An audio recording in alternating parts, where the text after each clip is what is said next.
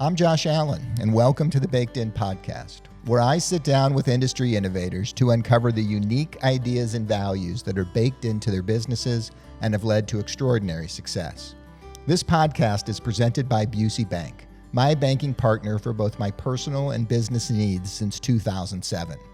For over 90 years, Busey Wealth Management has been a trusted partner in guiding complex financial journeys. Their expertise spans from investment management, ensuring tailored solutions for families and organizations, to tax planning, where their advisors help protect and grow your assets for future generations. With Busey's Wealth Advisory Team, you gain access to a network of specialists dedicated to addressing your unique challenges. Discover comprehensive wealth solutions at busey.com/wealth management. On this week's episode, I have the chance to sit with David Stine and Stephanie Abbajay of David Stine Furniture. David is a master craftsman whose journey began with sustainably sourced wood from his family farm, transforming it into heirloom-quality furniture. Stephanie, with her background in communications, joined the business to help it grow and reach a wider audience. Together, they've navigated the challenges of balancing creativity with business, sustainability with scalability, and a marriage with a shared entrepreneurial journey. Today, we'll explore what it's like building a company that marries old-world craftsmanship with modern design, how they manage to work seamlessly as a couple, and what it takes to build relationships with clients who value authenticity and quality. I'm super excited for you all to hear their insights on the intersection of artistry, business, and partnership. Let's roll. So I'm thrilled to have you guys here. We're thrilled to be here. We got to come out to the farm party. You guys throw an amazing little party every year. Yeah, just customer a tiny, appreciation tiny day. party for 400 people. Yeah, and I know you've got some hospitality experience in your background. So, Yes. But let's just maybe to set the context, because I don't know and I'm curious. Like the business itself, you do a lot of hospitality work and a fair bit of commercial work, and then you do residential. How does it kind of divide up? Like what is the majority of what you do, or is it split right down the middle? I always think it's more 50-50, but it's interesting you asked the question. Stephanie just did a deep dive on Just ran the numbers. on our business, how it breaks down. And so how does it really break down? It's pretty much 50-50. 50% is to the trade, which is designers, architects, and interiors, and then 50% is to the public. But of that 50% to the trade, almost all of it is commercial.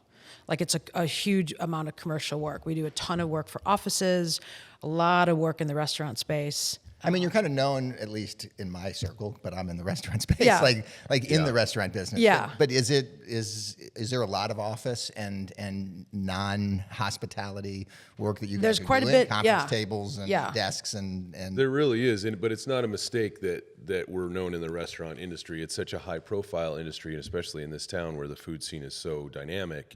We made it our business to get involved in that. First of all, we come from that background, from the hospitality sort of space, bars, restaurants, nightclubs that we used to own in DC. But then we also just love that whole industry. And when Gerard reached out to us, I don't know, 15 years ago or something for the first time, we just ran with that relationship. And he was so generous and introduced us to everyone. He was the first. Told us our work was great and used us in all his places. And then so other people started to use us as well. And that's how we really got focused in on the space. And it's such a great advertising for us too, to be in those spaces with our name associated with all these places. It's super for us. It gets our name out there, so then the other stuff that we do kind of sells itself on the strength of what we do. And what's cool, I mean, restaurants. we're actually kind of in exactly the same business, at least when I was kind of thinking about it, because we do a lot of custom bread, right? Like we're helping our customers tell their story on the plate. You guys are helping them tell their story kind of inside their walls and the way the ambiance is and the way it is. But how do you balance like the craftsmanship and the passion for what you do and making furniture and letting the wood talk to you that I've read about and all of this stuff, but also making sure that you're still following the vision of the restaurateur or the designer? You know, how do you balance those two things? Well, I feel like the creative people that are involved in the restaurant industry, like we get along really well with. We jive really well with those people. And so when they come, let's say it's, Joe Restaurant Guy, he comes and he wants to well, actually not Joe Restaurant Guy, Matt McGuire is a better example. When he first wanted to open Louis, he came to us And I couldn't wait to work with him. I love Matt. I think he's a great hospitality guy and a great restaurant manager and a people manager. He puts people together and makes these amazing spaces. He had an idea that he wanted his tables and his bar to glow. Now, Dave, what wood do I need to use to make this place glow? And so we talked about different things and about the lighting he was going to have and even things like the menu. And then we went towards cherry because he loved the way cherry, at first it's like salmon pink, and then through the years it gets caramel colors and almost browns, and it just gets richer with age and use. And I think together we made an amazing choice for Louis, because every photo you see on Instagram from that place, it looks amazing, and the people look amazing, and the food looks amazing on those. So you, because pieces. of your reputation and your experience and your knowledge, you get to play a little further down the path of the design element. It's not just somebody sending you a work order with, we need 42 tops. It's been a long time since I've been the hammer for hire. Just, hey, here's what you're doing, just make that happen. And I really love the fact that I'm not that anymore. Right. And candidly, you're expensive. For sure. I should be. Yeah, but listen, you're worth it. Yeah, right. But something we do for our restaurant clients is there's already a commercial discount, but we will also then take a pretty sizable chunk of it in trade or store credit. That way it lowers everybody's cost basis, and the client loves it, and then we love it because then we can bring our clients in to see the work. Sure. And it really helps everybody. It keeps it much more affordable because we know what a build out is like. We know what a tight budget is for these So how many nights a week do you get to eat out then? every night. Well, we probably want. eat out 3 nights a week, but that again was a conscious choice for us with, just trying to do a guerrilla marketing thing when we were starting out. We didn't have any money for advertising, no money for marketing. We weren't buying AdWords on Google or, hiring some company to. Well, when you started, there was no Google. Well, Right, that's exactly. true. That's true. But it's just such a great way to market, to be at the places where your stuff is. Sure. So if you're eating. Yeah, we saw the last time we saw you before, besides the farm party, was at Expat. Where you'd done a bunch of stuff for Gerard there. Yeah. So is there an ideal customer? I mean, not a name, but you mentioned Matt, but is the ideal customer somebody who has a strong vision? Why don't you say your ideal customer and then I'll say mine? Okay. You go first. Okay. My ideal customer they pay on time. Well, exactly. Oh, that's given. That's they a given. pay They have right to away. Is someone who is willing to take a risk. Maybe they've never seen what Osage orange looks like, or they've never really seen what white oak looks like, and they come out to the showroom and they absolutely fall in love. They have this preconceived notion, and then they come out and they're like, oh, no, I need that slab. Like Katie Lee, when she bought her dining table, she thought she wanted walnut, and she thought she wanted this, and then she saw a slab sitting in the corner, a giant sycamore root slab, and she was like, I want that. Yeah, she said that's my ideal. Yeah, somebody who's like inspired by the wood as much as you are. Yeah. All right, now you go. Well, no, so pretty much the same. Oh, okay, that's good to know. Yeah, I think it would be easier to disqualify someone as my perfect client with a few sort of key things, like, I want to match the cabinets in my kitchen. Oh, we're out in a huge way because we don't match anything, and I'm not going to try. Yeah, we turn down a ton of business because we're not going to do cabinetry, and we're not going to do a Heppel-White or some weird design that's not our design. And while we're talking to your million followers, I want to just say too, we send. I think we're up to 1.5 million. We're now. We send work to other woodworkers all the time. This isn't what we do, but Johnny can do this, Jimmy can do this, whatever it is we send them. I would just like to tell those people it's okay if they would send us a job every once in a while. Right. I will not be upset. Yeah. We want to try to, at least I want to try to help somebody solve their problem. So if we can't do it, then I want.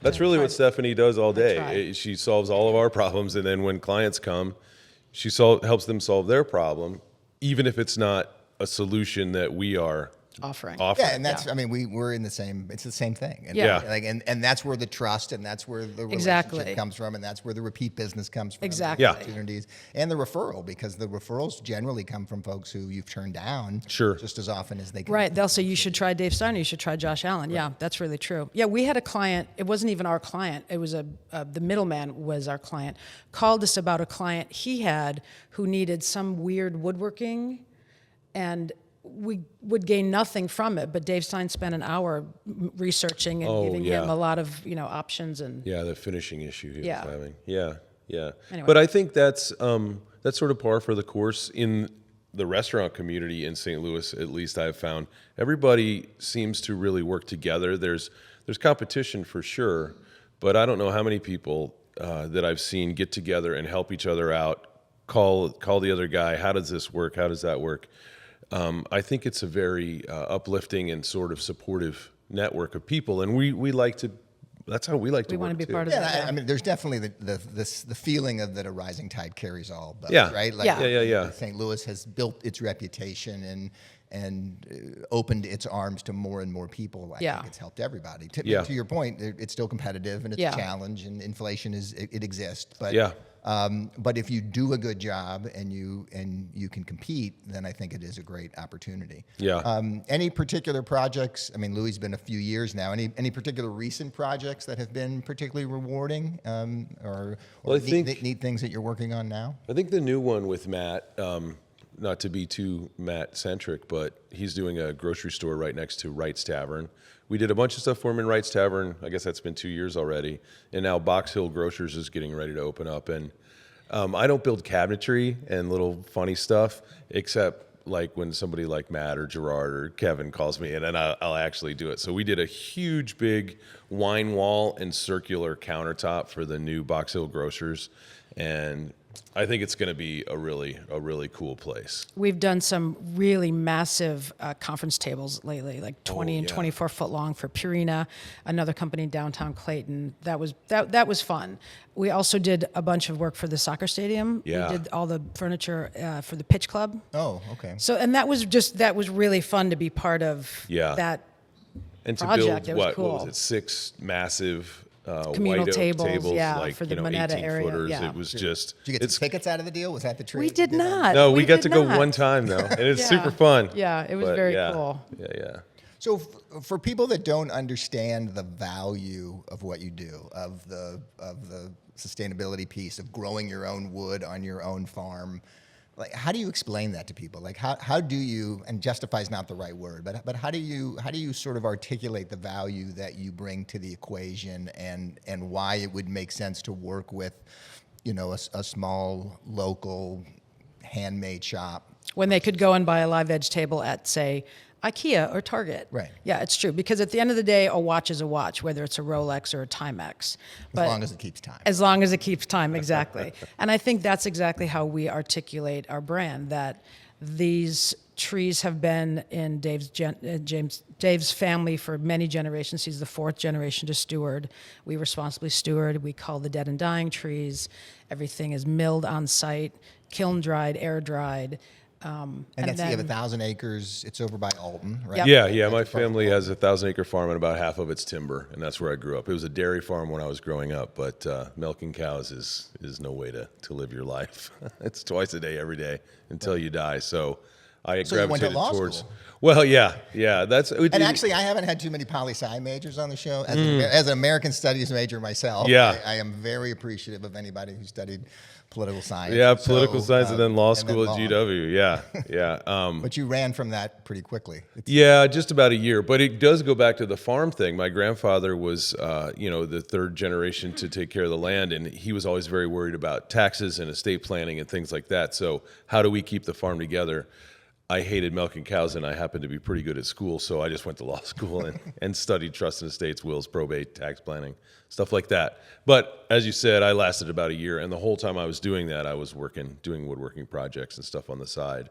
So I got about a year under my belt, and then it was like, okay, we're going to do this full time. So and now, I mean, you have I think your homestead, if that's the right word, or your compound is about 40 acres, right? In Dow, Illinois. Yep. How active are you with with the family farm, or is that just where you get your lumber or timber, or are you more active with that than I sort of understand? Well, I just work with the timber part of it. Okay. So my youngest cousin has taken over the farming, and he's a grain farmer now, basically, just corn and soybeans.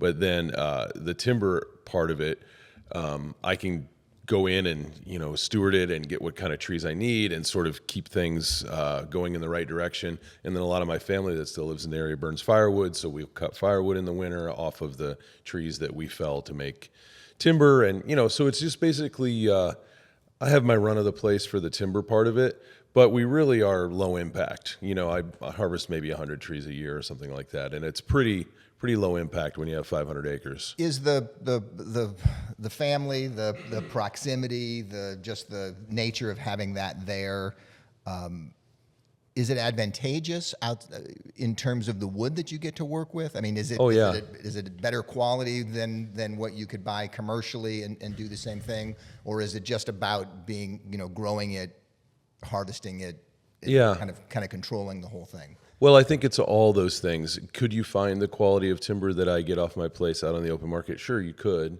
You don't know where it's from. You don't know how it's harvested, that kind of thing, how it's been handled. But it's more about taking what we have here and then figuring out a way to make that work. Or, sometimes I say it this way, that I just kind of try to figure out what that wood really wants to be, rather than trying to impose my will on everything all the time like we all do.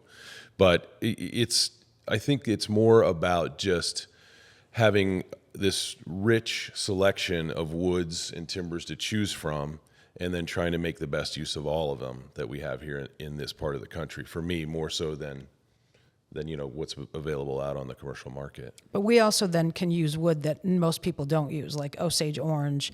We use a ton of sycamore, which you don't see a lot of sycamore furniture in the marketplace. But because it's so beautiful and so plentiful where our farm is, we use a ton of it. It's our number 2 seller, which is kind of amazing. Yeah.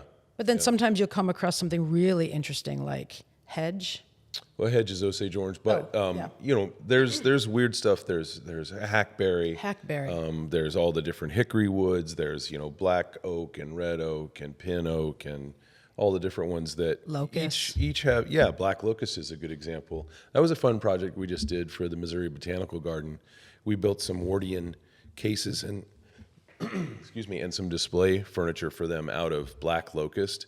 And it's the closest tree that grows in this country to like a tropical hardwood. Okay. So if you're familiar with something like ipe that you use outside, this stuff will perform just as well as that. And it's grown sustainably right here in this area. And these cases were reproductions of 18th century cases that they would have had on ships when they would go to South America and find seedlings. They'd have to live for 2 years to make it back to England. And so these cases were designed in... Yeah, I always think of the breadfruit trees that they went to pick up in Polynesia on Mutiny on the Bounty. And they had these cases sitting on the boat, so they could take them back and study them. So we did some reproductions of those, and that was... And that's another thing we don't do. Where did the design come from? I mean, did they... Literally from the 18th century, a historic design, and then we worked on it together to kind of tweak it for their needs. Yeah. And another project we did for Mobot, and we would not do this for anybody, but for Mobot. I love that you have to put that caveat out there. Well, you're going to talk about something. It's because don't think for a second. I get probably 2 phone calls a week. I have a tree in my yard. It's been in my family. It's 100 years old and it's 80 They're feet always around. 100 years old. That's the starting point. It's 300 years old. Yeah. And my tree in my yard is 800 years old. Well, man, that's really something. Will you come and cut it down and make us a dining table? And we're like, no, that's not what we do. We harvest our own wood, but we're not going to harvest yours. Yeah. But that said, the Missouri Botanical Garden, when they were expanding their new Jack Taylor Visitor Center, they had a 75-year-old Shumard oak that had to come down, and they wanted someone to do something with it. So we worked with Tao Li. As opposed to carving out like a big bird. Exactly. And Mobot took the tree down, and then we took that log, that giant tree, and made a beautiful 17-foot long bench that is in the visitor center in the restaurant, and then an offcut from the back of it, a 17-foot dining table. Yeah. And it was just a monumental carving project. Yeah. Is what that really was. We just took a tree, laid it on its side, and then carved it into a bench. By hand. Pretty cool. Oh, wow. It's if you haven't seen it, it's in the Sassafras restaurant in the visitor center. It's really, it's amazing. That was a cool project. That was a very cool project, and it was great to be in on the ground floor of that, literally involved with taking down the timber and then going right through. And I think that's the reason why they chose us. There was a little bit of a cattle call for that project. And they chose us because that's what we really do. We take down trees, we dry them, we, make them into beautiful furniture. So nobody else really has that level of expertise, I don't think, in this area. So how many folks are working with you besides yourself? I mean, 4 of us are there full time, and then we've got some part-time guys we call in when we need an extra hand. But part of the reason that we can work make so much work with a small crew and be super efficient is that we really try to stay in our lane.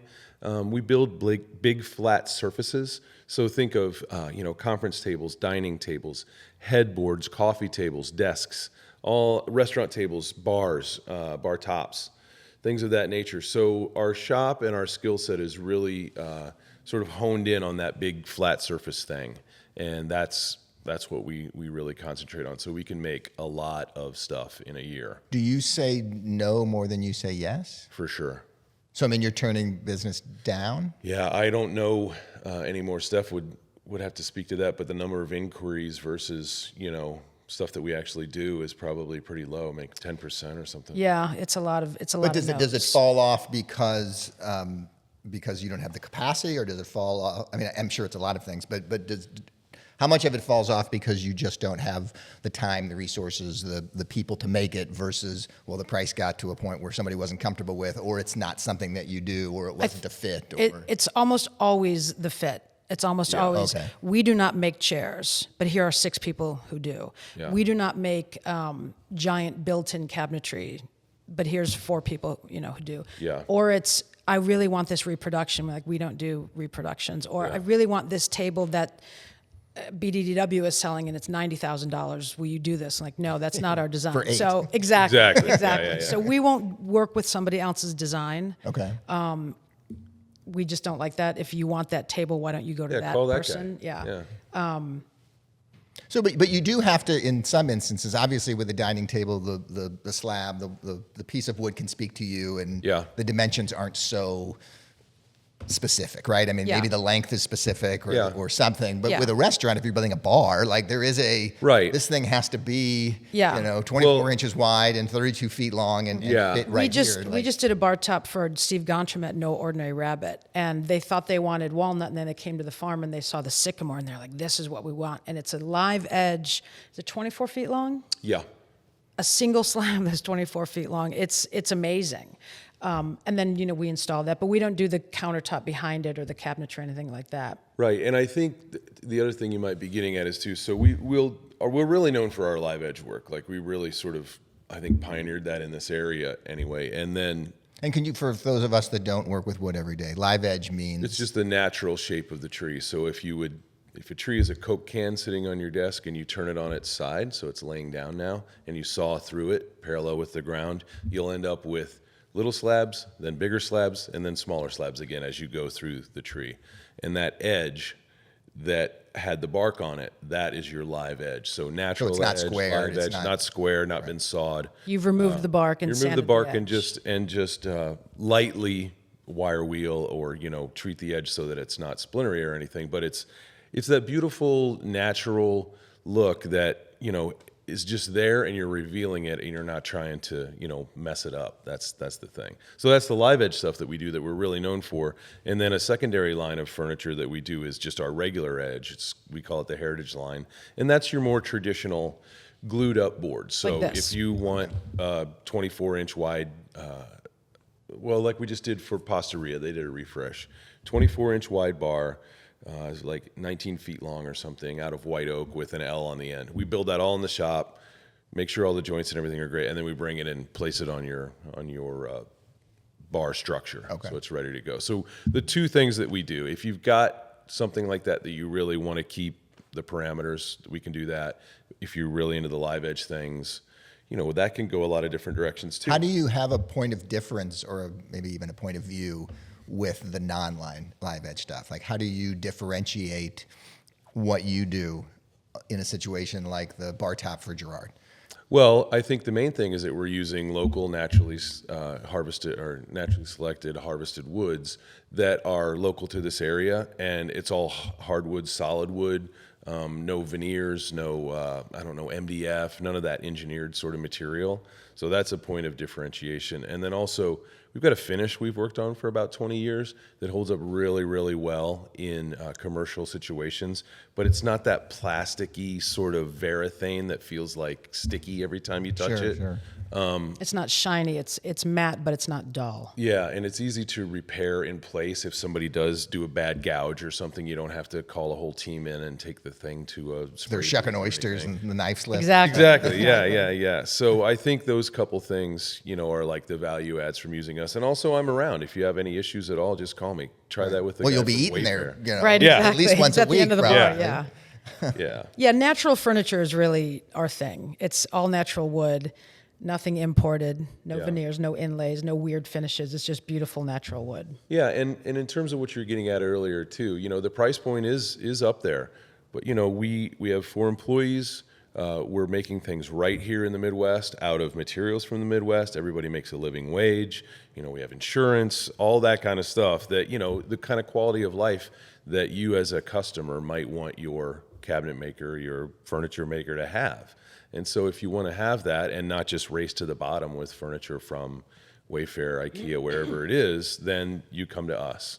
And then you're also investing in a project and in a product that you have had a hand in the design of, and in the even down to the picking of the wood and the finish and the leg style and the dimensions and the whole thing.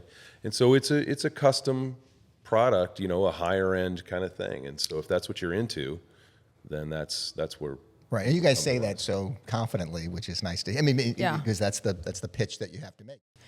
So, given that, you guys sort of understand your vision, you're getting a lot of inquiries, you have opportunities. What keeps you up at night as you think about the business? I mean, what are the biggest challenges? What are the things that kind of scare you as you look ahead with where you sit right now? Well, I think one thing is as we get into bigger and bigger projects and there's more people involved at every stage, things get a lot more complicated. So I end up taking steps back from actually being the guy who is doing all the crafting on the floor. Now my team mostly does that, and I spend a lot of time dealing with contractors and dealing with architects and trying to read blueprints and understand what all these specs are and fill out paperwork for LEED certifications and things like that. And I feel like the construction industry has put so many impediments in its own way that it's amazing anything ever gets built. But that's what I spend a lot of time doing now. So do you enjoy that part of it? I don't really enjoy it, but I'm at least able to navigate it. I think going to law school was really a good thing for me because you can throw a stack of code at me and I can still read it and understand it and question you as to why you're not enforcing it the way I think it should be enforced, and then you can tell me. Goes over really well with the inspector. Right. No, I mean, look, it's the hardest part about growing and scaling a business that has some craft in it. Right? I spend more time packing bread than I do making bread. Yeah. Unfortunately, because that's the harder aspect to hire and retain. And in the end, it's all important. That all work has to get done. And so somebody has to do it, and it just keeps you out of the shop, which you have to be able to balance those things. And that's what I really like doing. I like being in the woods. I like being in the shop. But, in order to make those things pay, you have to be able to sell furniture, which means you have to navigate these regulatory environments and these different things. So, I don't know. It's just one of those things. And that makes me nervous, all that kind of stuff. If I'm just on site dealing with construction guys and with the owner, I can navigate that with my eyes closed. But then when inspectors and third parties and the money guy all get involved and everybody wants to spoil the broth, it's tough. I think the only thing that concerns me is we don't really do any advertising. It's almost all word of mouth, or you search Live Edge Furniture St. Louis and we pop up. But we've had a couple instances on Facebook and Instagram where people will just take our photos and they start their own woodworking company, and then they use our images and our work to sell their work. And you only really find it when you're scrolling, and it's just kind of a bummer that people do that. That just happened to us last week, and we contacted the guy and we were like, you just started your company and you're literally using our Instagram photos. Yeah.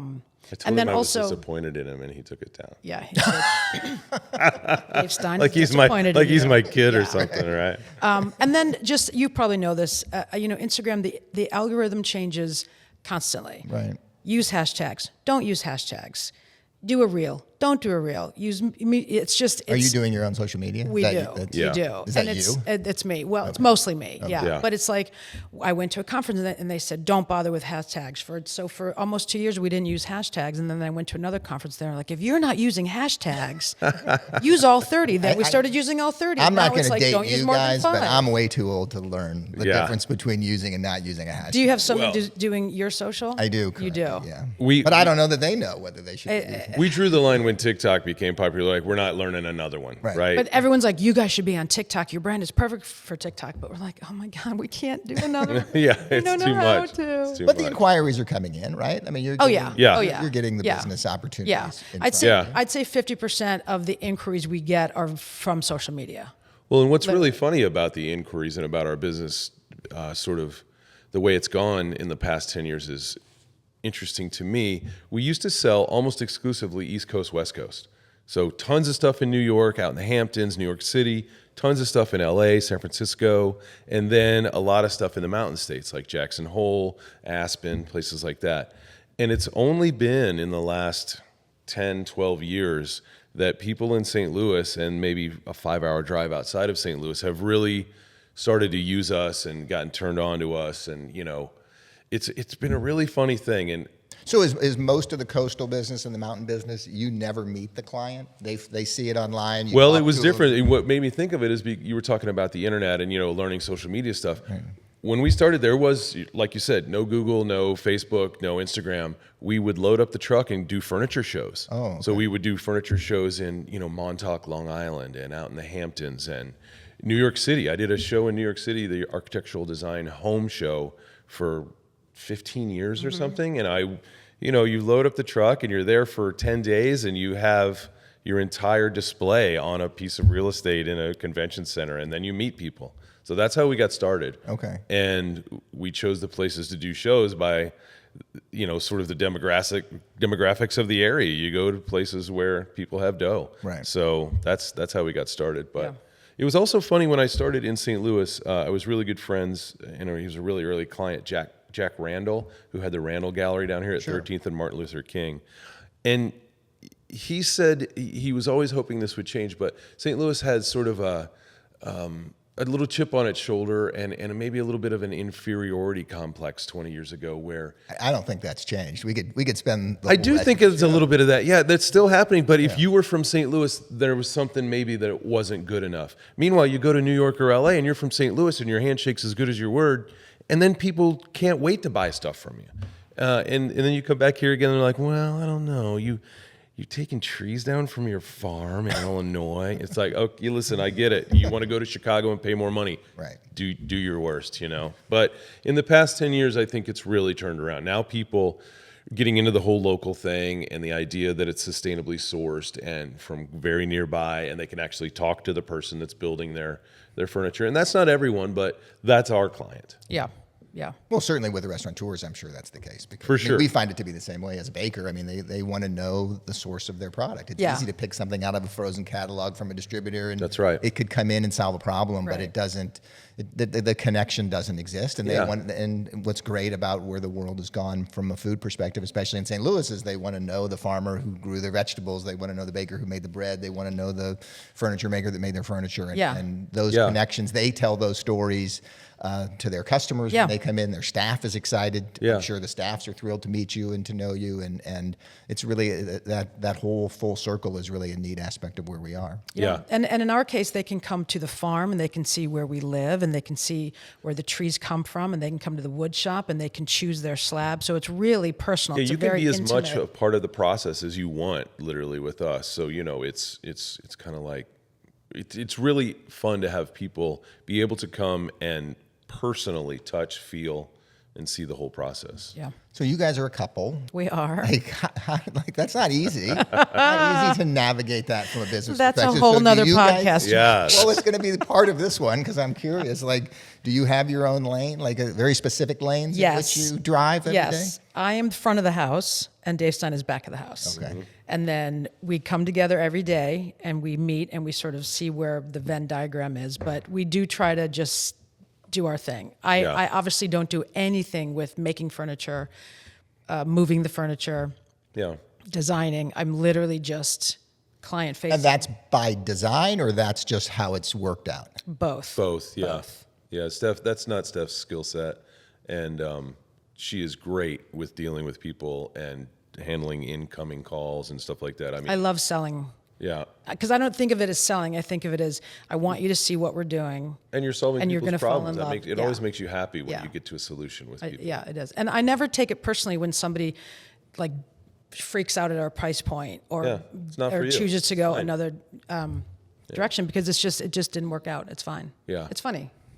Yeah, and I don't But do think you we're- freak out? Like, do you freak out when that's how they respond? I mean, I think that's really interesting. I mean, there was an element when I started the bakery, when I was selling and making bread, you'd go in and they would say no, and it would be like, well, screw you, I'm never coming back. Like, I was up all night making this product, and you don't want it, and I didn't handle that well internally, and so when in my case, it wasn't a partner, but when I got a salesperson and they could go out, like that's just what they do, right? They go out and get as many no's as they can, and eventually they get a yes, and that's how you build your business because they don't take it personally. But as the person making the product, do you take that personally when it gets when they turn it down or when they kind of balk at the I guess number? I don't, and I'm trying to think if I ever did, and I'm sure I did. I'm sure there's been disappointments and things that I thought it was going to be a great project. Here's what that we didn't do work take out. personally. We do take personally if we're bidding on a job and somebody else gets the job and we know that they're an inferior company. And then 2 or 3 years later, the person who bought the job comes to us and says, can you repair this work? We're sorry we didn't use you. They weren't even necessarily trying to save money, but we went in a different direction. And that happens a couple times a year, where we've lost a sale or didn't win the sale, and then they come back to us and they're like, will you repair it? Yeah. I'm going to use you. That is So sort we of, always try to help them out. we do, which is crazy that we would, but we do. I think the greater point that maybe you're driving at, and this is one thing that does keep me up at night and drive me crazy, is just like business ethics, right? And am I the most ethical person in the world? I don't know, probably not. But I just try to treat other people the way I want to be treated. And I feel like a lot in the business space, people are not super ethical that way. They'll take your drawn, measured design with your price on it, give it to somebody maybe that they'd rather work with who can underbid you by $50, and then they do the job. And then when that person calls back in 2 years and says, well, they didn't do a great job, can you fix it? Then it's pretty galling to try to go in and try to make a relationship with the person then. Yeah, right? and look, money sucks sometimes, right? Like Yeah. sometimes you can have a great relationship with somebody and then you do everything you were supposed to do and then they don't pay. Yeah. Or they take forever to pay. Or Yeah. they Yeah. talk about something. Or Yeah. they, Yeah. And it's like, look, I understand how hard the restaurant business is or any business is, but like, Yeah. look, we had an agreement. We lived up to our end of the bargain. You need to pay me. You Yeah. Yeah. should Yeah. pay Yeah. us. And then that can sour it pretty quickly because Yeah. it's just so frustrating. Yeah, absolutely, it can. And I guess a lesson I had to learn many years ago was just to be really clear about the money. Just to go in and do something for somebody, even if they're a close friend or whatever, and then to figure out the money later is a mistake. You should have it all sort of laid out ahead of time before you start sawing wood, in my case. Yeah, it's interesting. In the custom bread business, we gravitate, in the last couple of years, we've made that complete change. Like, look, this is what we think. Like, tell us what you want, and here's what we think it's going to cost. So before we make any bread, before we start sampling, before we start doing anything, let's not have any surprises. Let's make Exactly. sure we all understand what this is going to cost. And if that's too much, cool. Like, Let's not waste each other's time. Right. I don't want Yeah. to make a whole bunch of bread, and you don't Yeah. want to taste it and get excited about it, and then Yeah. And then not be able to afford it. Right. Yeah. If the bun is 23 cents more than you want to pay, then okay, Yeah. let's get it out of the way Yeah. up front. That's so smart. That's pre-approval. We don't let anybody come to our wood shop or our showroom unless they understand our pricing. Yeah. Because we don't want to waste anybody's time. Yeah, there's no use having a big shop tour Exactly. if you're completely not in the ballpark Yeah. with pricing. Yeah, and you have, and I think your pricing is very upfront because at least I think try to be, Yeah. But some of your Yeah. your dining room tables can be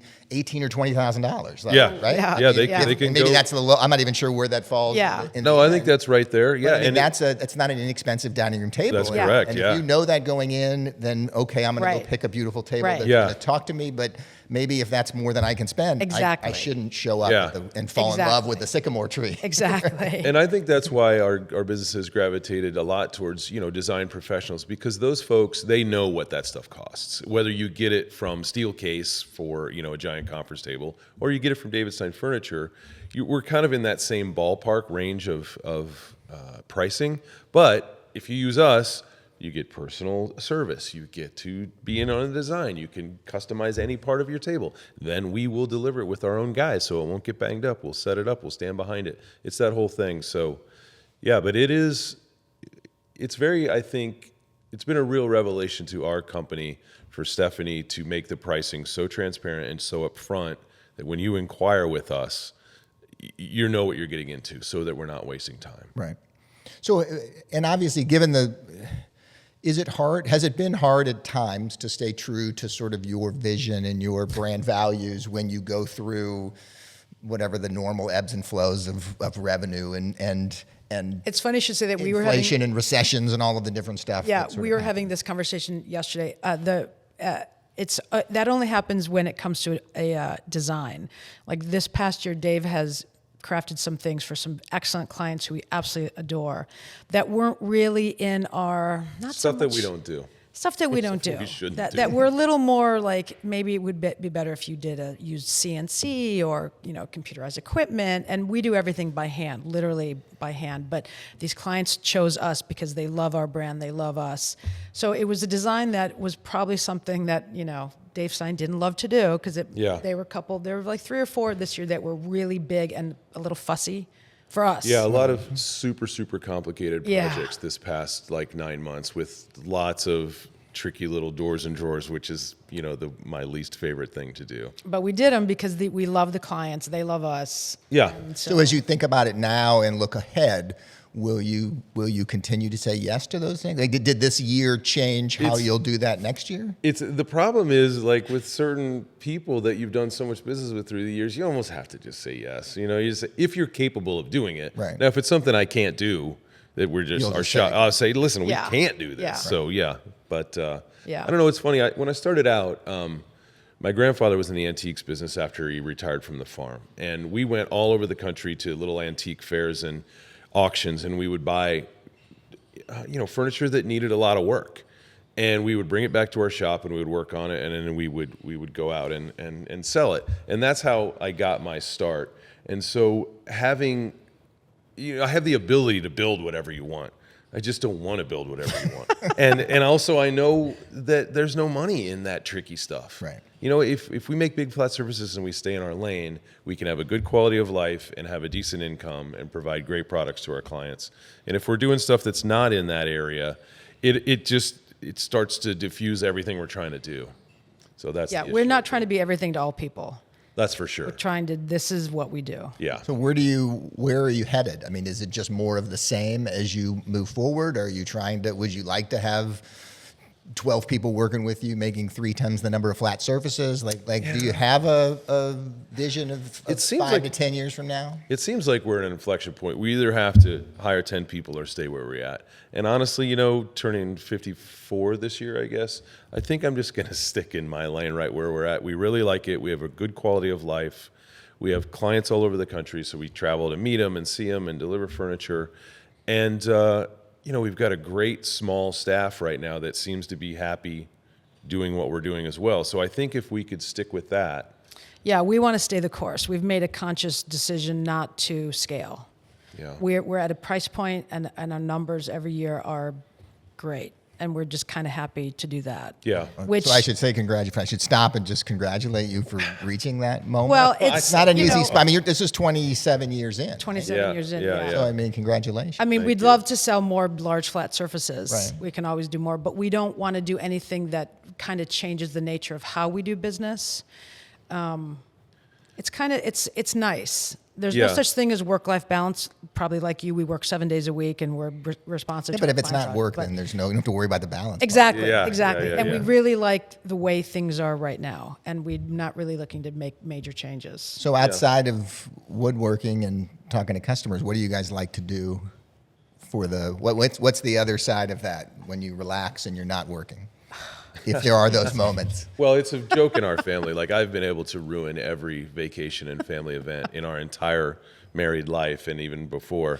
Because we would take 3-week vacations, I'm using air quotes, dear listener, in the summertime, but they were to go do the show in Jackson Hole, Wyoming, and do the show in Park City, Utah, and do, all these shows Those aren't bad places to Not be. places It was place to really be. fun, but it would Yeah. be like 3 days of like hiking and then 4 days doing a show on the streets of Yeah, Park we City. would load up the truck in the camper and we'd be gone for, 2 months in the summertime just doing shows. And the kids used to complain incessantly about it when we were doing it. And now you overhear them talking to their friends. Oh, yeah, we've been to Zion National Park and Bryce, and it was so great. And we're like, wait, it wasn't. Why were you guys screamed and cried for screamed and cried 3 the whole weeks. time. But, so other things that we like to do, only recently I started to do a little bit more stuff outside the shop. A couple of years ago, I guess last year, I took a 4-week sabbatical and worked with a friend of mine in Finland in his shop. Oh, wow. And so it's not like it's not sabbatical, but Yeah. But I wasn't the boss, and working in somebody else's shop, seeing how they do things was so interesting, and like got the creative juices maybe flowing a little bit more. any particular thing come out of that you've brought back home? Well, I think there's a few different things that they do in Scandinavia and Europe that are really interesting with just the design and also the way that they're so interested in the environment. Everything is recycled.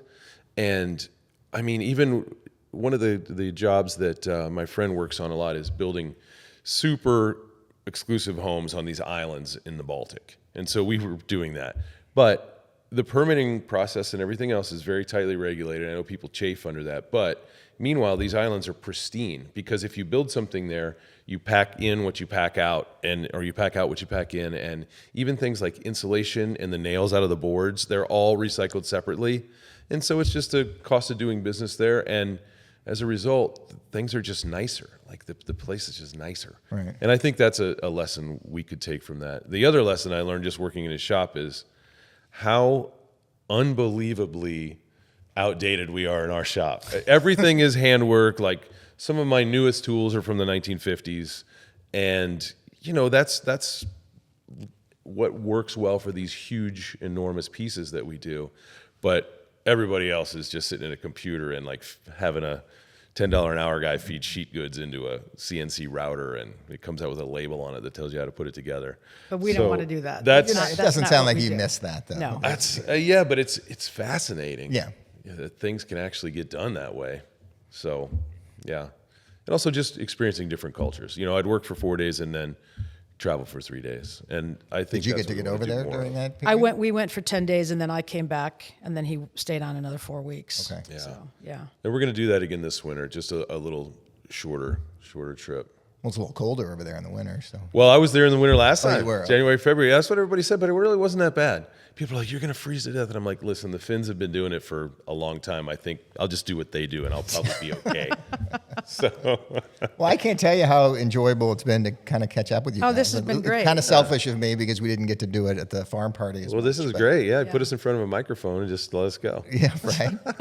But thank you. If folks are interested in what you do, is the website the best place? StineWoodworking.com, but our Instagram is probably the best because Yeah. we update it every day, a couple times a day, and you can see progress shots, process shots, finished products, And soon on TikTok. and soon on TikTok. Maybe if our daughter comes home and needs a job from college, let's put her to work. Well, thanks, guys. It's great to see you. Thank you. This was Thank great. you. Thanks so much. Thanks so much for joining me today. I can't tell you how much I've enjoyed sharing these insights from folks I truly admire. Be sure and follow the show in your favorite podcast player to be alerted to newly released episodes. And share a comment if you have any feedback or future contributor recommendations.